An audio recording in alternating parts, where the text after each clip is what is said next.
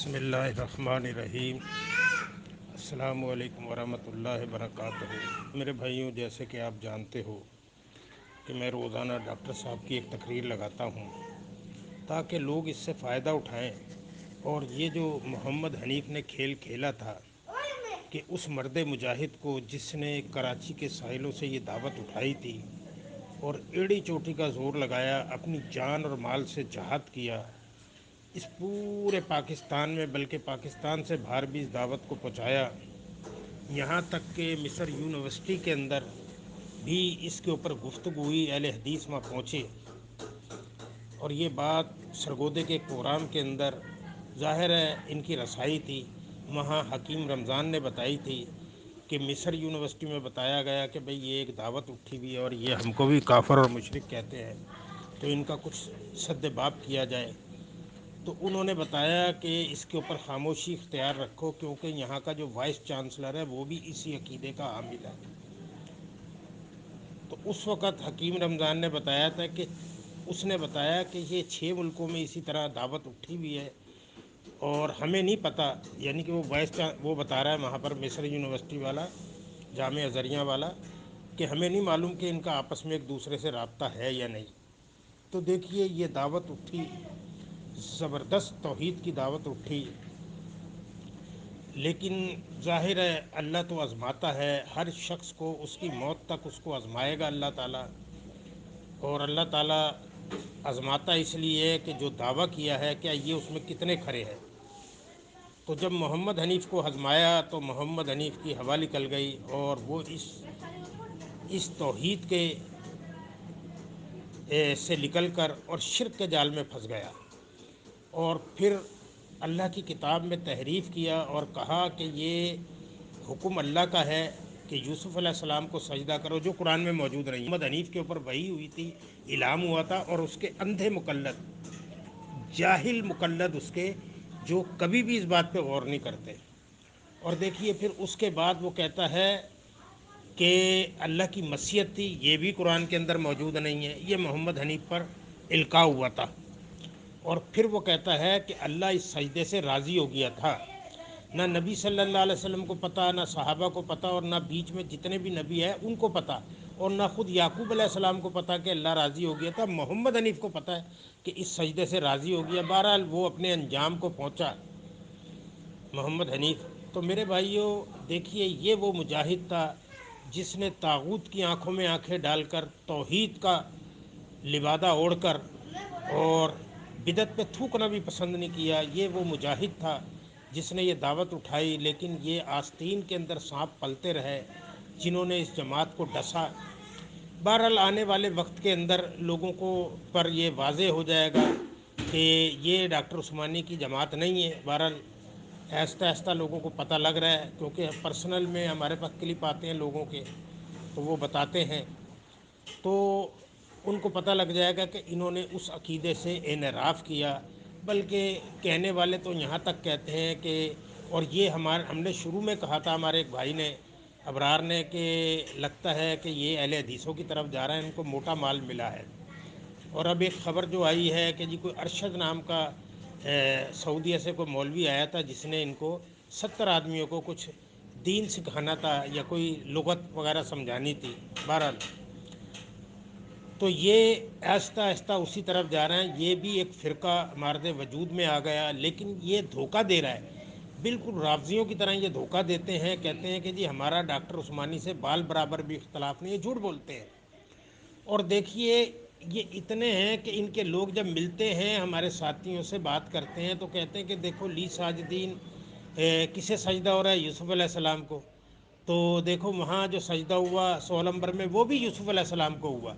तो जब हमारे साथी कहते हैं कि भाई वहाँ तो यूसुफ़ अलैहिस्सलाम का नाम ही नहीं है, वहाँ तो खर्रु लहू सुज्जदा, कि वो सब से सब उसके लिए सजदे में गिर गए, तो वहाँ तो किसी का इसम ही नहीं है। तो ये तो सजदा शुक्रगुजारी का हुआ था। तो वहाँ वो कहते हैं कि नहीं जी ये सजदा वहाँ पर भी यूसुफ़ अलैहिस्सलाम को हुआ और यहाँ पर भी यूसुफ़ अलैहिस्सलाम को हुआ। तो जब उनसे कहा जाता है कि भाई अपने दिमाग का इलाज कराओ, इमाम बुखारी रहमतुल्लाह अलैह जैसा इतना जय्यद आलिम दीन, क्या उसको नहीं पता था? वो कुरान का फ़हम नहीं रखता था? फिर देखिए जिस जमात के अंदर ये बैठे हुए, جس کے 61 پہ قبضہ کرا ہوا ہے انہوں نے. بہرحال ایک دن آئے گا انشاءاللہ تعالی، اللہ وہ وقت لائے گا کہ ان کی اتڑیوں سے اس جماعت کا جو 61 پہ انہوں نے قبضہ کرا ہوا ہے وہ نکال کر رہیں گے انشاءاللہ تعالی.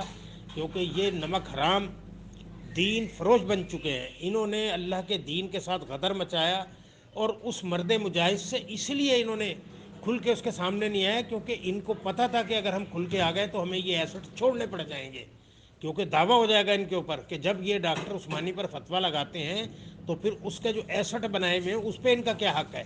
پھر یہ اپنی 1.5 اینٹ کی مسجد جہاں مرضی بنائیں. اور یہی مطالبہ ہم ان سے کرتے رہے کہ اگر تمہارا یہ غلیظ عقیدہ ہے تو اگر تم میں ذرا بھی غیرت ہے تو ڈاکٹر صاحب کے 61 کو چھوڑ کے جو تم نے بعد میں اپنی مساجدیں بنائی ہیں، جو تمہارے ساتھ جڑے ہوئے ہیں اس کفر و شرک کے اوپر، ان کے ساتھ مل کر جتنا مرضی کفر و شرک کی زمین پر پھیلاؤ. بہرحال ایک دن آنے والا ہے جس دن تمہیں لگ پتہ جائے گا، اور تمہارا جو وہ امیر وہ تو پہنچا اپنے انجام کو، اور اس سے پہلے جتنے بھی لوگ گئے وہ بھی اپنے انجام کو پہنچے. بالکل اسی طرح جیسے کوئی فرقہ پرست اور مسلک پرست مرتا ہے اور وہ دعائیں مانگتے ہیں کہ اللہ تعالیٰ اس کو جنت الفردوس میں جگہ دے، اسی طرح یہ بھی دعائیں مانگ رہے ہیں. تو جنت الفردوس تو اسی کو ملے گی جو ایمان خالص پر قائم ہوگا. محمد حنیف اپنے ساتھ 5 شرک لے کر گئے ہیں، تو اس کو تو خوشبو بھی نہیں ملے گی جنت کی. تو میرے بھائیو، یہ وہ مجاہد تھا. اس لیے ہم بار بار یہ دلائل بھی دیتے ہیں اور بتاتے ہیں لوگوں کو کہ دیکھو یہ وہ مرد مجاہد تھا جس کو پیچھے کر کر، اس کی تقریریں پیچھے کر کر، اس کی کتابیں پیچھے کر کر اپنے آپ کو اس نے منوایا، صرف اس لیے کہ میرے بعد میرا لویا مانا جائے. اور دیکھیے ایسا شہید، ایسا سخی، ایسا عالم وہ جہنم میں اتار دیا جائے گا جو ریاکاری کے اندر ملوث ہوگا. اور ظاہر ہے، اور میں ایک اور بات بتاتا چلوں، میں بار بار بتاتا ہوں یہ بات کو کہ محمد حنیف کوئی عالم دین نہیں تھا جیسے وہ مجاہد عالم دین تھا. وہ عالم دین تھا، مفتی تھا، حدیث کا علم جانتا تھا، اس نے زبردست مطالعہ تھا. محمد حنیف تو ایک بیروکریٹ تھا، اس کو دین کا کیا پتہ. اسی کی تحقیق کے اوپر یہ بیٹھا تھا. اور یہ تو شروع کے اندر، ہم کو تو اب بتاتے ہیں لوگ کہ شروع میں بھاگنے لگا تھا احمد بن حنبل پر. وہ تو جب ان نے وزن ادھر کا بھاری دیکھا تو یہ رک گیا ادھر، اور دوسرے لوگ شور مچاتے رہے کہ جی دیکھو حنیف نے ہم کو گمراہ کر کے ہم کو ہٹا کر جماعت سے، اور خود وہیں بیٹھا رہا. تو ظاہر ہے اللہ نے تو آزمانا تھا اور آزمائش ڈالی، اور ہر بندے پر آزمائش ڈالی. آج یہ سارے لوگ بجائے توحید کو بیان کرنے کے محمد حنیف کی وکالت کرتے ہیں. اور دیکھیے دعا بھی کیا مانگتے ہیں، اللہ تعالیٰ ان کی دعا کے شر سے بھی اپنی پناہ میں رکھے. کہتے ہیں اللہ تعالیٰ ہمیں محمد حنیف کے نقش قدم پر چلائے. ہم تو بیزار ہیں بھائی اس دعا سے. ہم تو دعا مانگتے ہیں اللہ تو ہمیں نبی صلی اللہ علیہ وسلم کی اتباع اور پیروی کرتے ہوئے صراط مستقیم پر چلا، بخشش اور مغفرت کی راہ پر چلا، جہنم سے بچا کر جنت کی راہ پر چلا، صحابہ اکرام رضوان اللہ اجمعین کے نقوش قدم پر چلا. یہ ہماری دعا ہے الحمدللہ.